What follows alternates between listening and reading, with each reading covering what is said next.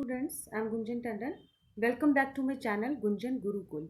Student, इस video में हम पढ़ रहे हैं क्लास 9 की फिजिक्स का चैप्टर 8 मोशन, जिससे इससे प्रीवियस वीडियो में हमने डिस्कस किया था two states of motion, stationary and what is motion, है ना। मोशन को हमने स्टडी किया था। इस वीडियो में जो टॉपिक हम कवर करेंगे वो होगा हमारा straight line motion, physical quantities, distance and displacement. Right, आपकी एनसीईआरटी में देखें इसको किस तरीके से स्टार्ट किया गया है कि मोशन को सबसे पहले इन्होंने एक बार फिर से डिस्क्राइब किया गया है इस तरह से। Yes, we describe the location of an object by specifying a reference point, है ना। हमने मोशन क्या कैसे एक्सप्लेन किया था कि सपोज एक पॉइंट ए है और ये एक पॉइंट बी है। एक कार मूव करती है पॉइंट ए से पॉइंट बी तक, यानी हम कह सकते हैं कि कार जो है वो मोशन में है ना। और मोशन को हमने कैसे डिफाइन किया था, to the reference point and with taken to the time, है ना। हमने इसकी डेफिनेशन क्या मोशन की डिफाइन की थी, एन ऑब्जेक्ट, कोई भी ऑब्जेक्ट मोशन में कब कहा जाता है, जब उसकी पोजीशन चेंज होती है with respect to the stationary object, जिसको हम क्या कहते हैं, रेफरेंस पॉइंट। तो यहाँ पर ए हमारा क्या हो गया, रेफरेंस पॉइंट, राइट। और दूसरी तरह से हमने इसे डिफाइन किया था, means when object changes its position with respect to the time. अगर कार जो है वो पॉइंट ए से, रेफरेंस पॉइंट से पॉइंट बी तक जा रही है तो ऑब्वियसली उसने कुछ टाइम भी कवर किया होगा। टाइम के रिस्पेक्ट में ही हम कहते हैं कि हमने 2 किलोमीटर डिस्टेंस जो थी वो 1 आवर में जो है तय करी, या हमें सिर्फ 10 मिनट्स जो है पॉइंट ए से पॉइंट बी जाने में लगे, या अपने घर से साइकिलिंग करने के लिए हम पार्क तक गए तो हमें हार्डली 15 मिनट्स लगे। यानी वट जो भी मोशन हो रहा है वो टाइम के रिस्पेक्ट में हो रहा है, राइट। अब फिजिकल क्वांटिटीज क्या देखते हैं आगे इसमें।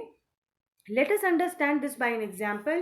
Let us assume that a school in a village is 2 kilometre. एक assume हम कर लेते हैं कि हमारा स्कूल एक गांव में जो है वो 2 किलोमीटर दूर है, north of the railway station.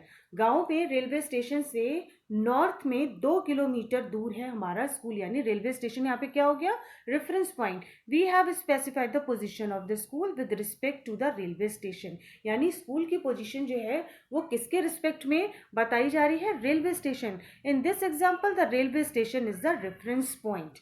We could also have chosen other reference points according to our convenience. Previous video में हमने डिस्कस किया था कि सपोज पॉइंट ए है जो कि हमारा शॉपिंग मॉल है, पॉइंट बी है हमारा हाउस है।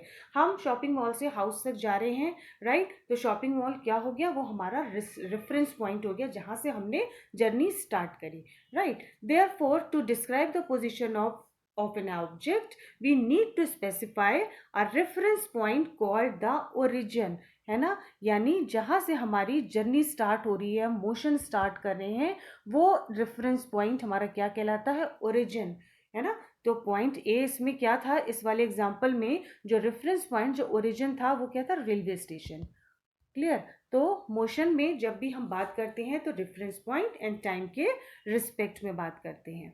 नेक्स्ट देख लेते हैं motion along a straight line. Previous video में हमने टाइप्स ऑफ मोशन सिर्फ जो है ब्रीफ में डिस्कस किए थे, जिसमें हमने कहा था सबसे पहले हम स्ट्रेट लाइन को डिस्कस करेंगे, देन सर्कुलर मोशन को, है ना। तो मोशन स्ट्रेट लाइन में कैसे होता है ये हम स्टार्ट करेंगे यहाँ पे। The simplest type of motion is the motion along a straight line, यानी जो स्ट्रेट हो रहा है ना। अगर हम स्कूल से घर तक जा रहे हैं और उसके बीच में कहीं हम टर्न नहीं ले रहे हैं तो ये हमारा क्या हो जाएगा, straight line motion. We shall first learn to describe by this by an example. Consider the motion of an object moving along a straight path, है ना। कोई ऑब्जेक्ट जो है वो स्ट्रेट पाथ पे मूव कर रहा है। The object starts is journey from O which is treated at its reference point. अगर हम यहाँ पे देखें इस वाले डायग्राम में कि जो रेफरेंस पॉइंट है वो ओ है, और जो ऑब्जेक्ट है जीरो है, और जो ऑब्जेक्ट है वो ओ है जो वहां से जर्नी स्टार्ट कर रहा है। Let A B and C represent the position of object at a different instant, यानी जीरो से वो ऑब्जेक्ट ए जो है कहाँ गया, सी पर गया, है ना। ए गया, बी गया, सी गया, इस तरीके से करके वो डिफरेंट पोजीशन पे जा रहा है। At first the object moves through C and B and reaches A, right. Then it moves along the same path and reaches C3 C through B, है ना। यानी वो स्ट्रेट पाथ पर ही चलता जा रहा है। उसने अपनी जर्नी कहाँ से स्टार्ट करी, जीरो से स्टार्ट करी, है ना, यानी ओ से स्टार्ट करी। जो जर्नी का object start is journey from O से स्टार्ट करी, ओ के बाद वो ए बी सी तक पहुंचा, राइट। सबसे पहले ऑब्जेक्ट ओ के बाद कहाँ जाता है, सी के थ्रू होता हुआ जा रहा है, राइट। अगर इस डायग्राम को देखिए आप, सी के थ्रू होता हुआ वो पहुंचा, सी के बाद कहा बी पे पहुंचा, बी के बाद ए पर पहुंचा, और ए के बाद अगेन जब वो मूव बैक करता है, यानी जो उसका मोशन हो रहा है सेम पाथ पर स्ट्रेट लाइन में, कहीं कहीं वो जो है टर्न नहीं उसने लिया है, then reaches C and through B, है ना। सी तक वापस आने के लिए वो ए और बी को क्रॉस करता हुआ आया है, राइट। तो ये हो गया straight line motion. The total path length covered by object is O A plus O C, जो उसमें दिया गया है, that is 60 kilometre plus 35 kilometre is 95 kilometre. यानी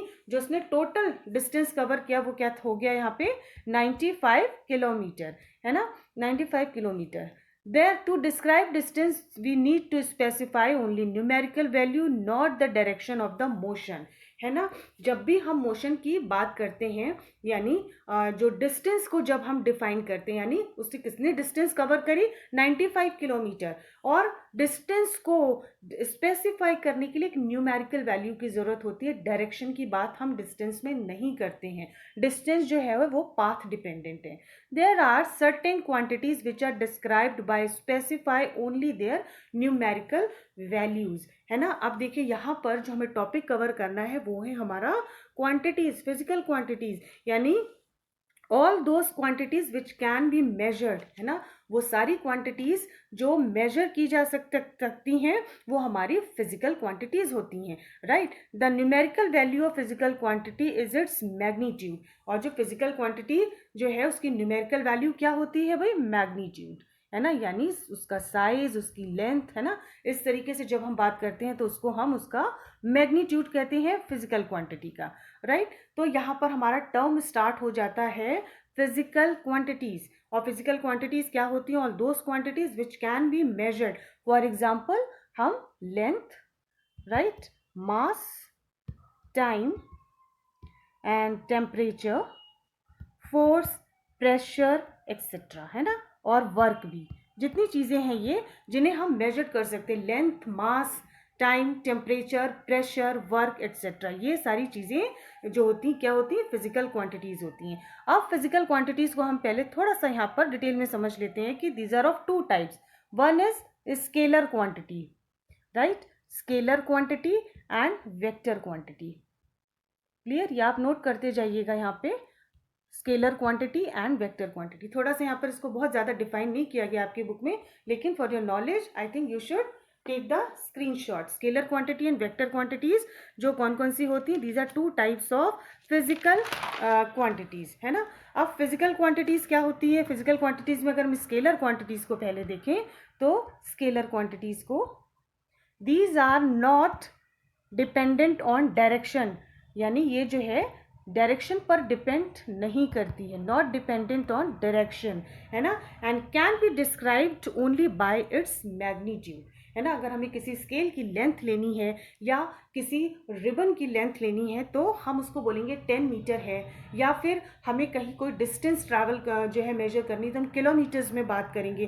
किसी चीज़ का मास हमें वे करना है तो हम ग्राम या किलोग्राम में बात करेंगे, राइट। टेम्परेचर लेना है, ठीक है, अगर फोर्स की बात कर रहे हैं तो वो हमारा अलग हो जाएगा, ठीक है। लेकिन जहां हम लेंथ, मास, टाइम, टेम्परेचर की बात करें, डेंसिटी भी मेजर करें तो वो हमारी स्केलर क्वांटिटी, क्यों, क्योंकि इनमें डायरेक्शन से कोई जो है इसका कॉन्टिन्यूशन नहीं है, कोई संबंध नहीं है, it's not dependent on direction, can be described only by its magnitude, right. Scalar quantities कौन कौन सी हो गई, length, mass, time, temperature and density, right. Then next quantity, physical quantity है हमारी वेक्टर क्वांटिटी। वेक्टर क्वांटिटी ये depend करती है both on direction as well as magnitude, है ना, both on direction as well as magnitude. कैसे, मान लीजिए हमारे पास ये एक ब्लॉक है ना, इसको और क्लियर कर लेते हैं।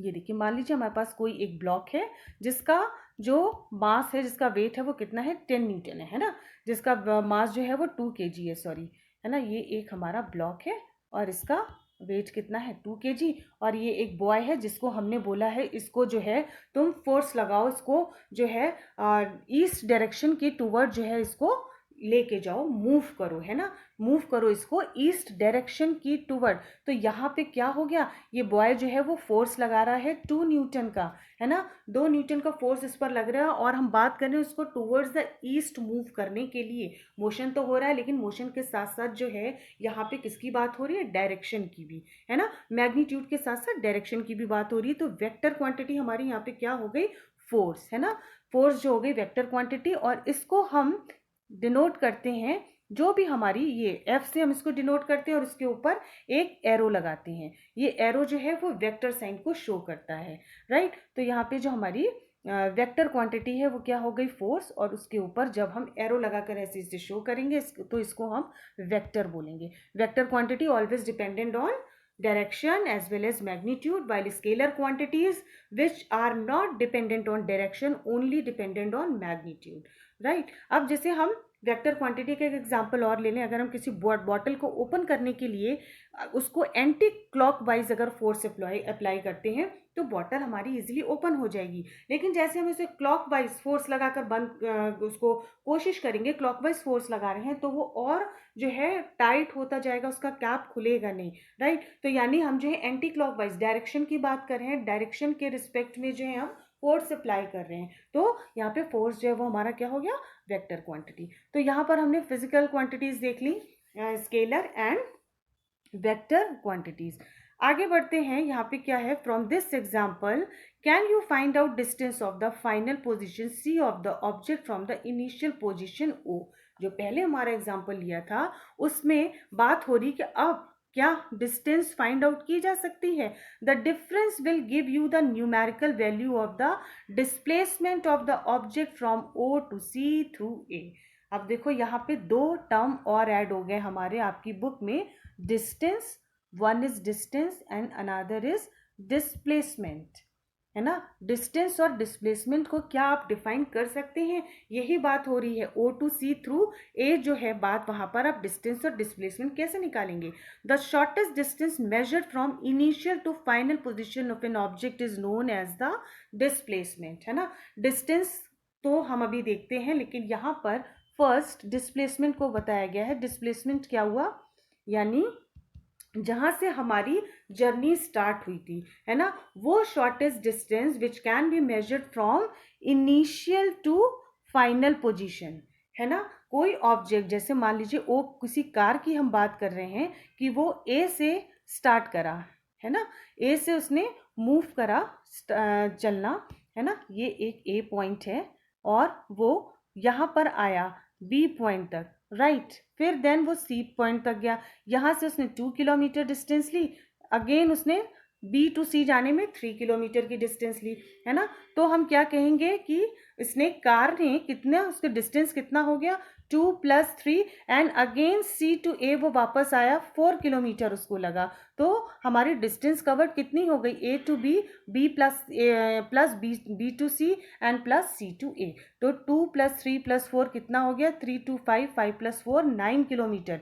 ये तो हमने कर ली डिस्टेंस की बात। लेकिन अगर हम डिस्प्लेसमेंट की बात करें तो कार जो है कहाँ से उसने अपनी जर्नी स्टार्ट की थी, उसका इनिशियल पॉइंट क्या था, ए है, ए से B, B to C, and then again move back, वो ए पर आया। तो यानी उसकी फाइनल पोजीशन जहाँ पे जर्नी उसकी खत्म हो रही है वो पॉइंट भी तो सी है ना। तो जब हम डिस्प्लेसमेंट की बात करेंगे कि जहाँ से वो शॉर्टेस्ट डिस्टेंस उसकी, जहाँ से उसने जर्नी स्टार्ट करी थी इनिशियल टू फाइनल पोजीशन, वो डिस्प्लेसमेंट हो जाएगा, राइट। तो डिस्टेंस और डिस्प्लेसमेंट में क्या डिफरेंस हुआ, डिस्टेंस हो गया हमारा एक्चुअल पाथ, है ना, actual length of the path by a moving body, है ना। जो भी मूविंग बॉडी, मूविंग ऑब्जेक्ट है, वो किसी पाथ पर जितनी दूर तक जा रही है इंडिपेंडेंट ऑफ डायरेक्शन। यहाँ पे डिस्टेंस में जो है डायरेक्शन की बात नहीं होगी, ओनली जितनी भी बॉडी उस ऑब्जेक्ट ने जो है पाथ को ट्रेवल किया है वो हमारा डिस्टेंस कवर्ड कहलाएगा, है ना। यानी डिस्टेंस जो है वो क्या कहलाएगा, सिर्फ जितना पाथ कवर किया है, राइट। और इसको हम किस में मेजर करते हैं, डिस्टेंस को मीटर में, स्मॉल m से हम डिनोट करते हैं and always in metre, right. तो डिस्टेंस का हमें समझ में आ गया क्या होता है, actual length of the path by a moving object which is independent of the direction but through the through which the body travel, उस पाथ जिसके थ्रू वो ऑब्जेक्ट वो बॉडी जो है ट्रैवल कर रही है वो डिस्टेंस कहलाती है, राइट। लेकिन जब हम डिस्प्लेसमेंट की बात करते हैं, so when the body moves from one position to another, है ना, जैसे इसमें वो ओ टू सी गया, सी ओ टू उसने ए से बी जाने के लिए सी के थ्रू गया, सी के थ्रू बी, बी के through A, and then again वो बैक करके जो कहाँ पर आया, ओ पर चला गया, है ना। तो यहाँ पे when the body moves from one position to another, उस शॉर्टेस्ट डिस्टेंस को, the shortest distance between the initial position and final position, है ना, initial position to final position, इसको क्या कहते हैं हम, जो भी अलोंग विद द डायरेक्शन, है ना, कि वो ईस्ट में गया या अपवर्ड ईस्ट में गया या फिर नॉर्थ में गया, तो विद द डायरेक्शन जब हम बात करते हैं, this is called a displacement. And displacement क्या है, वेक्टर क्वांटिटी है ना, क्योंकि डायरेक्शन की बात हो रही है, क्लियर। तो डिस्प्लेसमेंट की जब हम बात करेंगे तो यानी जहां से उसकी जर्नी, वो initial position to final position के बीच की जो शॉर्टेस्ट डिस्टेंस है वो कहलाएगी हमारा displacement, right. Can the magnitude of the displacement be equal to the distance travelled by an object. अब डिस्टेंस और डिस्प्लेसमेंट जो भी उस ऑब्जेक्ट ओ ने ट्रैवल करी है, क्या वो इक्वल होगा। Now consider the example given in the, जो आपकी फिगर में अभी 8.1 में दी है, for motion of the object from O to A the distance covered is 60 kilometre, यानी ओ से ए जाने में उसने कितनी डिस्टेंस कवर करी, 60 kilometres, and the magnitude of the displacement is also 60 kilometre, यहाँ तक तो उसका मैग्नीट्यूड भी 60 किलोमीटर है। During its motion from O to A and back to B the distance covered कितना हो गया, 60 किलोमीटर्स प्लस 25 किलोमीटर यानी 85 kilometres, while the magnitude of displacement is only 35 kilometres, है ना। क्यों, क्योंकि वो उसने क्या करा था, O टू A तो 60 किलोमीटर डिस्टेंस कवर करी, है ना, और जब डिस्प्लेसमेंट की बात करी वो क्या था 60 किलोमीटर्स, तो O to A and again back to B, जो भी वहां पर जो है किलोमीटर्स में उसकी वहाँ पे क्वांटिटीज जो वैल्यू दी होगी उसके अकॉर्डिंग जो है displacement 35 kilometre. Thus the magnitude of displacement 35 is not equal to the path length 85 kilometre. हम देख रहे हैं डिस्प्लेसमेंट जो है उसका मैग्नीट्यूड जो है डिस्टेंस ने जो उस पाथ की जो लेंथ है उसके बराबर नहीं है ना, डिफरेंस है दोनों में। Further, we will notice that the magnitude of the displacement for a course of motion may be zero, है ना। जो डिस्प्लेसमेंट है जिसमें मोशन हुआ है from initial to final position वो जीरो हो सकता है, करस्पॉन्डिंग टू द डिस्टेंस जो वो कभी जीरो नहीं होगी, है ना। डिस्टेंस कभी भी जीरो नहीं होगी जबकि डिस्प्लेसमेंट जीरो हो सकता है। क्यों, क्योंकि भाई इसने पॉइंट ए से अगर मान लीजिए चलना शुरू किया, बी पे आया, बी से आके सी पे आया, सी से आकर अगेन ए पर आ गया, ठीक है। यहाँ के बीच की तो डिस्टेंस तो हमने इजीली निकाल ली, लेकिन जब हम डिस्प्लेसमेंट की बात करेंगे तो इनिशियल पॉइंट तो ए था, घूम के वो वापस क्या आ गया, सी पर, ए पर आ गया घूमता हुआ, है ना। तो यानी उसका जो डिस्प्लेसमेंट था वो जीरो ही हुआ, यानी final position minus initial position करके जो हम उसका क्या निकाल लेंगे, डिस्प्लेसमेंट निकाल लेंगे। और डिस्प्लेसमेंट जीरो हो सकता है लेकिन डिस्टेंस कभी भी जीरो नहीं हो सकता। If we consider yes if we consider it is not zero, if we consider the object to travel back to O, the final position coincides with initial position and therefore the displacement is zero, है ना। तो the distance covered इस journey में distance cover कितनी हो गई, ओ A plus ए ओ से 60 kilometre plus 60 kilometre यानी 120 किलोमीटर। तो डिस्प्लेसमेंट जो है वो क्या हो गया, वो उसका जीरो भी हो सकता है। कैसे, क्योंकि वो ओ से ही उसने जर्नी स्टार्ट करी थी और अगेन बैक टू होता हुआ वो बी से ए से सी होता हुआ अगेन ओ पर आया, यानी उसका डिस्प्लेसमेंट जीरो हो गया। Thus two different physical quantities, distance and displacement, are used to describe the overall motion of an object and to locate its final position with reference to its initial position. That's given with a time, है ना। तो यहाँ पे देखो कितनी सारी चीज़ें clear हो गई हमारी कि स्ट्रेट लाइन मोशन, दूसरा physical quantity scalar and vector, जो कौन सी थी हमारी, इनमें हमने किन दो चीज़ों को पढ़ा, डिस्टेंस एंड डिस्प्लेसमेंट। डिस्टेंस क्या थी हमारी, scalar quantity, can be measured only with its magnitude, not dependent on direction, है ना। जबकि डिस्प्लेसमेंट क्या थी, इट टॉक्स अबाउट द कितना क्या था, जब कोई भी ऑब्जेक्ट है वो इनिशियल पोजीशन से लेकर वो शॉर्टेस्ट डिस्टेंस जो इनिशियल पोजीशन से फाइनल पोजीशन के बीच की होती है, and it's depend on direction, इसमें हम डायरेक्शन की भी बात करते हैं, राइट। तो और displacement can be A zero but distance never be A zero, है ना। तो ये सारी चीज़ें हमने इस डायग्राम के थ्रू आपको देखो इसमें पढ़ी, है ना। कैसे, ये देखो फिर से एक बार देखो आपके इसमें ये एक मिनट, इसे मैं यहाँ पर शिफ्ट कर लेती हूँ, ये यस, ये देखो O to C, C to B, B to A, है ना। फिर वो उसने अगेन मूव करा A टू B होता हुआ, है ना, देन C पे आया, तो हमने इस तरीके से उसकी टोटल डिस्टेंस कवर करी। देन बात करी डिस्प्लेसमेंट की, डिस्प्लेसमेंट क्या हुआ, O से लेके जर्नी उसकी खत्म हो रही थी अगेन O पे, है ना, तो डिस्प्लेसमेंट हो गया उसका 0, राइट। तो ये हमने तीनों टॉपिक्स क्लियर करें। अब इसमें शॉर्ट में आपको ये स्क्रीनशॉट ले लीजिएगा, आपके लिए इजी हो जाएगा। Distance is a scalar quantity where is displacement is a vector quantity. अब देखो इसमें डिस्टेंस और डिस्प्लेसमेंट को कितना अच्छा समझाया है। पॉइंट ए से पॉइंट बी, है ना, ये छोटे छोटे छोटे जितने भी पॉइंट्स हैं, अगर हम इन्हें मान लें, इनको हम ए के बाद ओ कर दें, क्यू कर दें, पी कर दें, तो इस तरीके से पॉइंट बी तक जो है हम जो है किसी भी ऑब्जेक्ट की डिस्टेंस निकाल सकते हैं। लेकिन when we talk about displacement, तो वो जो जर्नी है ना, डिस्प्लेसमेंट क्या है, ए टू बी की इनिशियल टू फाइनल पोजीशन के बीच की वो शॉर्टेस्ट डिस्टेंस, जिसको हम डिस्प्लेसमेंट कहते हैं। ओके, तो यानी जहाँ से जर्नी शुरू हुई वहीं से ख़त्म हुई, तो वो वहाँ पे डिस्प्लेसमेंट हमारा 0 भी हो सकता है, राइट। फिर से एक बार इस डायग्राम के थ्रू समझ लीजिए, है ना। ये एक ट्री है, यहाँ पे एक मैन विथ 2 चिल्ड्रन, है ना, इसने अपनी जर्नी स्टार्ट करी, है ना, एक मिनट, इसने अपनी जर्नी स्टार्ट करी, यहाँ पे देखिए, है ना, राइट, ऐसे करके इसने 4 किलोमीटर्स तक ये गया, हाँ ठीक है, 4 मीटर तक गया, one tree to another tree, यानी इसका इनिशियल पॉइंट क्या हो गया, ये फर्स्ट ट्री। देन अगेन उसने डिस्टेंस कवर करी, उसने ट्रैवल किया first tree to the house, है ना, first tree to the house, और जहाँ पे उसने कितनी डिस्टेंस कवर करी, 3 मीटर। एंड देन उस हाउस टू अगेन वो जो है कहाँ आया, 5 मीटर डिस्टेंस कवर करके अगेन उस फर्स्ट ट्री पर आ गया। तो डिस्टेंस की बात अगर हम इसकी करेंगे तो क्या हो गया, डिस्टेंस निकालना तो बहुत इजी हो गया। देखो कितना हो गया, 4 metre plus 3 metre is equal to 7 metre, है ना। तो 4 प्लस 3 मीटर जो भी उसने डिस्टेंस कवर करी वो हो गई इसकी डिस्टेंस, यानी first tree to second tree and second tree to house.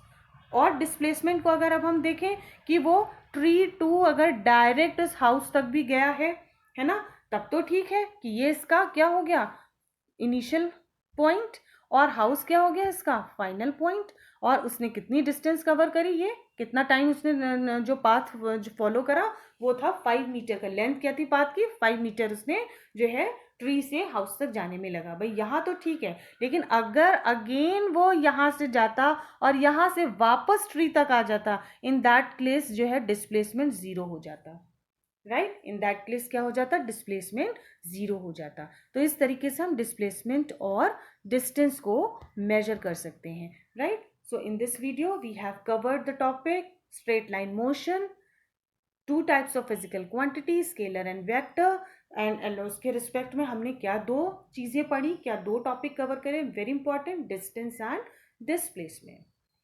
If you like my video, please like, share and subscribe.